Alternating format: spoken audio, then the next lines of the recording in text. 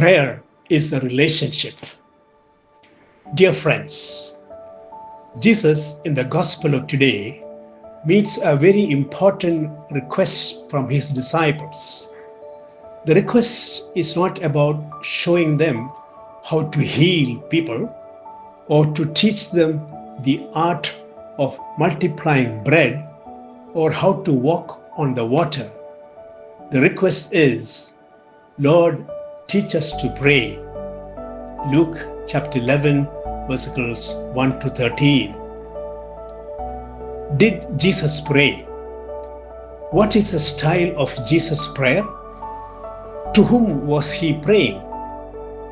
Jesus surely prayed, as recorded in the Gospels. The outstanding characteristic of his prayer is that he prayed in silence. He chose places where there was silence, like the desert or mountain tops. He also chose suitable times like early morning or late night. He also prayed for long hours, spending the whole night in prayer. Jesus gave priority to prayer in his schedule of life. His prayer was not filled with words, music, and sound, but more a prayer of stillness and awareness. It is a deepening of the first prayer experience of Jesus as seen in the Gospel. You are my beloved Son, in whom I am well pleased. His prayer was also a prayer of listening to his Abba Father. To whom was Jesus praying? If we think of prayer as saying or speaking something to God, then there is indeed a duality. Two persons are required. But Jesus' prayer was a prayer of awareness, becoming more and more aware of who he was, the Son of God. Pope Francis described this style of prayer as God speaking to God. We could learn from Jesus how to pray. First of all, prayer is necessary and it must be given priority. Our silent desert could be a place set apart in our own home. Our prayers are filled with words, some of which we don't even understand. Most of them are prayers made by others, not our own, and we repeat them like a parrot.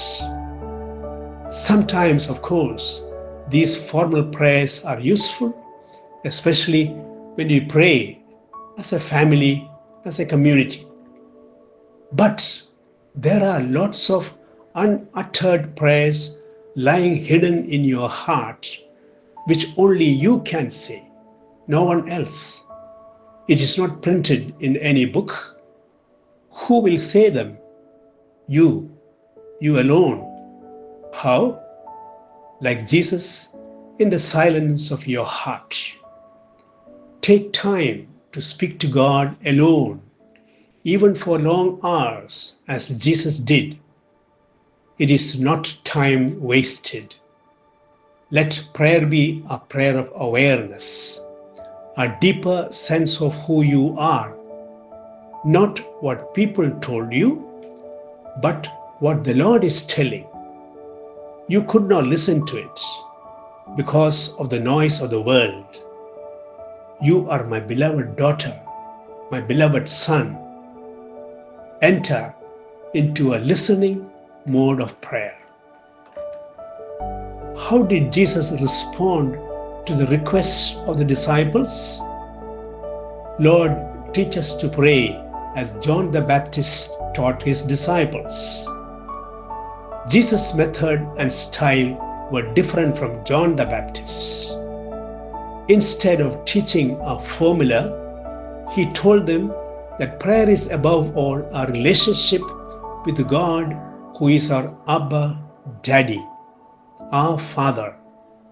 He invites them to deepen this awareness and then recite the formula. Without faith and conviction in the tender and unconditional love of the Father, our prayers become empty formula. The mystic was back from the desert. Tell us, they said, what God is like. But how could he ever tell them what he had experienced in his heart? Can God be put into words? He finally gave them a formula, inaccurate, inadequate, in the hope that some might be tempted to experience it for themselves. They seized upon the formula. They made it a sacred text. They imposed it on others as holy belief. They went to great pains to spread it in foreign land. Some even gave their lives for it. The mystic was sad. It might have been better if he had said nothing. Let us not just learn the formula from Jesus, but like Jesus, experience and accept in deep faith God as our Abba Father, which is the foundation of all prayer. May God bless us all.